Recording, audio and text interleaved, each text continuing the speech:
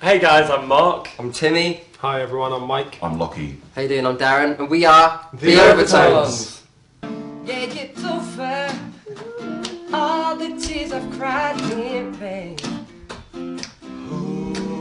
Yeah, you promise, but you never ever change. Feel like you never noticed me, there's on my way. The second album, Higher, out today. Yes. The first album sold, what was it, 250,000 copies? Let us correct you. You're like 50% too low there. We sold about 500,000 copies of Good Old Fashioned Love. Really amazing time. And why do you think people liked it so much? Were they looking for a bit of nostalgia, do you think?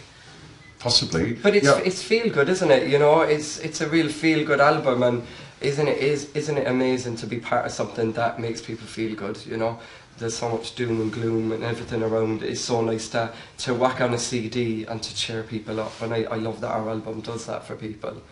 Lackey, you took on Unforgettable by the great Nat King Cole. Yeah. You're a very brave man. Well, but it's like there's a few songs that you kind of there should be a sign saying tread carefully, and that's one of my favourite songs. I mean, it's one of the most beautiful songs ever written. But still, you've got to do your version of it whilst respecting the original. And so I hope people enjoy it. There's some beautiful backing vocals going on and a couple of slight changes, but you don't want to veer too far away from the main path, because the main path was pretty bloody lovely. How do you guys actually choose songs? Are these songs from your own repertoire that you've been singing over the years, or, I mean, is it a collaborative process? Are they given to you? No, there's you know, there was the first couple that stand to mind that we were like really like we're definitely going to do these, Reet Petite and Run Around Sue.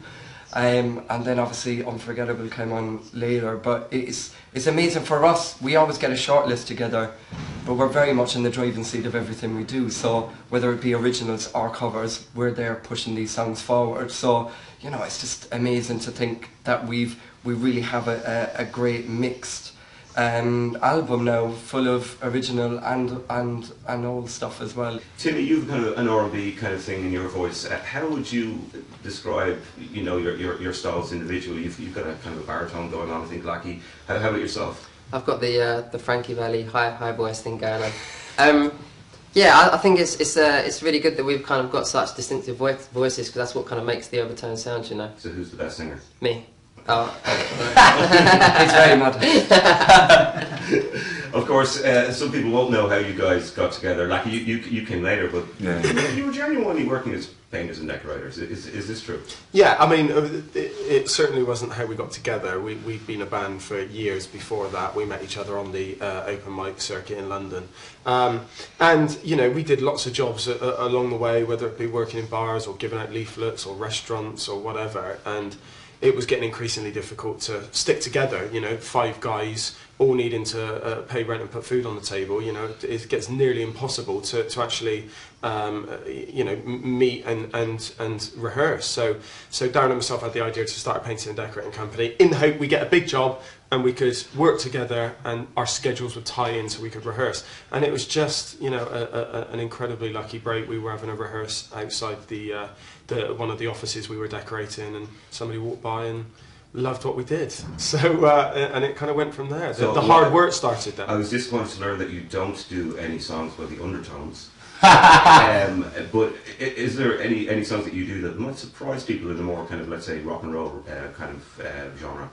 Well, it's not from a rock and roll genre, but I would definitely say a song that surprised people on this album is "Keep Me Hanging On." You know, it's produced by Trevor Horn, but obviously it's a female vocal group.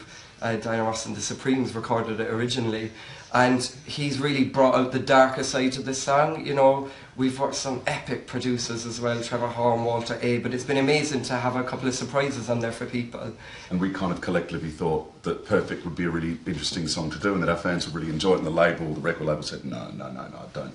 That's not the right song, your fans won't like it, it's not really going to happen. We sort of had to have a real bit of argy-bargy with them. Like, we're really glad it came through, because on tour we sing it and the crowd is singing every word back. In Germany they know every word of this song. Like, So you've got to be quite involved and think about what's right for the album. Finally, gents, how do you deal with female attention? Oh, it's a nightmare. Oh, when those bras get flung from roadies, they can really they can hit you sometimes pretty hard. No, it's a perk of the job, isn't it? I mean, we've got some very loyal fans, some very beautiful fans, and we're flattered. And as well as as well as the ladies as well, I love the fact of like the ladies bring along the gents as well, and they're there stood next to them. And obviously at the start, I've been to Michael Bublé concerts as well, and half of them are dragged along. But trust me, by the end of it, they're like, yeah, go on, they're nearly up on stage with us. So it's amazing. We've got such a wide range of fans and age group as well, from 7 to 70. We have people at our concerts. Everyone's having a blast. It's great. You'd be surprised how often the girlfriend's CD ends up in the boyfriend's car. Yeah, they tweet at Facebook us going, where's my CD? He's after nicking me CD and putting it in his car to work. So Excellent. Overtones, thank you very much for talking to us. Thank you. Thank you.